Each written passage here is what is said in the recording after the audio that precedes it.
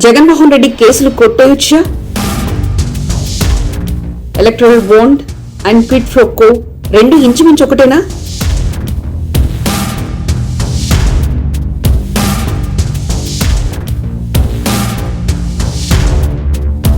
మరక్కడ తప్పు కాదా, ఇక్కడ తప్ప?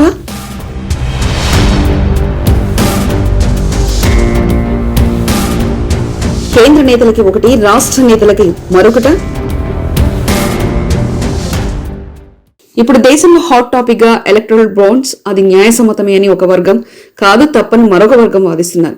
సుప్రీంకోర్టు ప్రధాన న్యాయమూర్తి ఇది ముమ్మాటికి న్యాయసమ్మతం కాదంటున్నారు. ఇందులో క్విడ్ ప్రో క్వోలు, బెదిరింపులు ఉంటాయని ఒక బలమైన వాదన.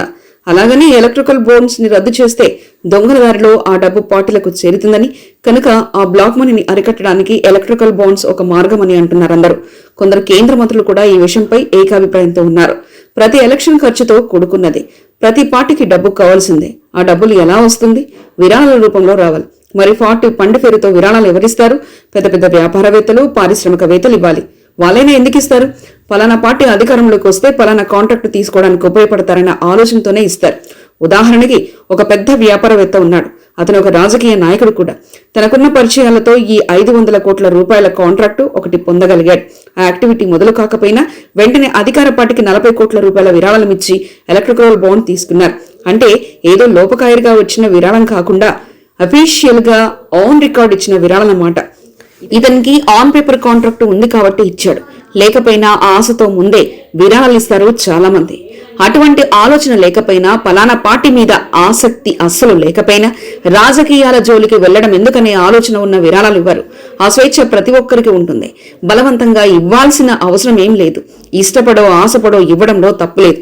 కానీ ఇక్కడే వస్తుంది చిక్కు. అధికారంలో లేని పార్టీలు జోలపట్టి అడిగితే ఇచ్చే వాళ్లే ఇస్తుంటారు. కొందరు ఇవ్వరు. కొందరు వచ్చిన మొక్కుబడిగా కాస్త విదిలించి మమా అనిపించొచ్చు. కానీ అధికార పార్టీ విషయం అలా కాదు కదా. అడగొచ్చు, ఇవ్వకపోతే బెదిరించొచ్చు. అయినా ఇవ్వకపోతే ఈడీ రైడ్లు జరగవచ్చు. ఆ వెంటనే విరాళమిచ్చి ఎలక్ట్రల్ బాండ్ తీసుకుంటే వదిలేయొచ్చు. ఈ తరహా కార్యక్రమాలు కొన్ని జరగాయని ఒక వర్గం ఆరోపణ. మామూలుగా ఫలానా కంపెనీ ఫలానా పార్టీకి ఫండ్ ఇచ్చిందంటే తప్పేమీ లేదు. కానీ ఈడీ రైడ్ జరిగిన పిమ్మటే విరాళం ఇచ్చిందంటే అనుమానించాల్సిందే కదా. అది ఎలక్ట్రికల్ కావచ్చు కదా అనేది ఇక్కడ వాదన. అయితే సదరు కంపెనీ వ్యక్తి తన స్టేట్మెంట్ లో ద్రోవపరిచేదాకా అది డబ్బు గుంజే ప్రయత్నమని ఎలా చేస్తాం అనేది ప్రతివాదన. ఇలాంటి వాద ప్రతివాదాలు జరుగుతున్నాయి. ఒకవేళ ఇది తప్పని తేలి ఆ రకంగా సుప్రీంకోర్టు తీర్పు వస్తే పైన చెప్పుకున్నట్లు అన్నేసి కోట్లు ఇతర గ్రే రూట్స్ ద్వారా పార్టీలన్నీ చేరుతాయి. ఎందుకంటే డబ్బు అవసరం. బ్లాక్ మార్కెట్ దందా, దొంగ నోట్ల పర్వం ఇవన్నీ ఎదురవచ్చు. ఎన్నేళ్లుగా చూస్తున్న విషయాలే ఇవన్నీ. ఇదే కొనసాగుతూ ఉంటుంది. ఇక ముందు కూడా అదే తప్పు కాదని తీర్పొస్తే కథ వేరేలా ఉంటుంది. ఎలక్ట్రల్ బాండ్స్ రూపంలో విరాళాలు అంటే అంతా వైట్ మనీ ట్రాన్సాక్షనే. ఒక రకంగా చూస్తే లంచమో లాంఛనమో ఎలా అనుకున్నా సరే దానికి లీగలైజ్ చేసినట్లే. వేలాది లక్షలాది కోట్లు బ్యాంకుల ద్వారానే చేతులు మారుతాయి. ఆ డబ్బంతా ఎకనామీలో సర్క్యులేట్ అవుతుంది. ప్రజలకు కూడా క్యాష్ రూపంలో కాకుండా ఆయా పార్టీలు ఫోన్ పే ద్వారా అమౌంట్ ట్రాన్స్ఫర్ చేస్తే ఇక సర్వస్వం లీగలైజ్ అయిపోయినట్లే. కానీ ఇది ఎంతవరకు సబబు అనేది డిబేట్. ఒకవేళ ఇదే జరిగితే అసలు ఇక క్విడ్ ప్రో క్వో మీద కేసులే ఉండవు. జగన్మోహన్ రెడ్డి మీద కేసులన్నీ కొట్టేయవచ్చు. ఎందుకంటే ఎలక్టరల్ బాండ్స్ కథకి జగన్ కథకి పెద్ద తేడా లేదు. ఇక్కడ బాండ్స్, అక్కడ కంపెనీలో పెట్టుబడులు, అంతే తేడా. తండ్రి అధికారిని అడ్డు పెట్టుకుని ఆ పెట్టుబడులు పొందాడు అనడానికి ఉండదు. ఎందుకంటే ఇప్పుడు ఎలక్టరల్ బాండ్స్ విషయంలో అధికార పార్టీ ఎదుర్కొంటున్న అభియోగం అదే కనుక.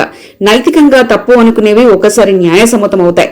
న్యాయసమ్మతమే అనుకుని ఒక్కోసారి వాదాంశాలు అవుతాయి.